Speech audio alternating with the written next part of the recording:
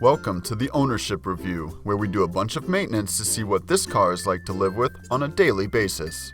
Here are the high points of the 2017 Ford F-150 Raptor.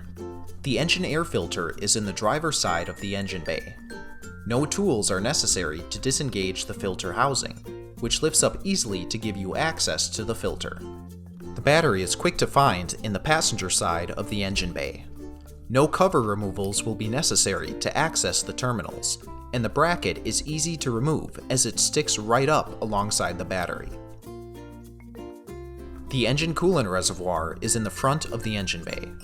The level markers are easily visible on the side of the reservoir, and you won't have to make a long reach when removing the cap to add fluid. Not everything is perfect. Here are the pain points. All of the lights on this vehicle are LED, which means their entire housings will need to be removed and replaced should any of the lights ever burn out. This will require multiple tools and will end up being a lengthy process.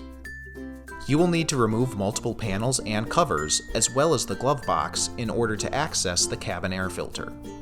This will require many tools, and these parts will prove bulky and cumbersome to remove. The spare tire is stored underneath the vehicle and must be lowered in order to access it. This is an unintuitive design, as the spare could potentially rust to the undercarriage and be rendered inaccessible over time. Overall, the 2017 Ford F-150 Raptor is a somewhat difficult truck to maintain, but it would be a good choice for those with a bit of prior knowledge in vehicle maintenance.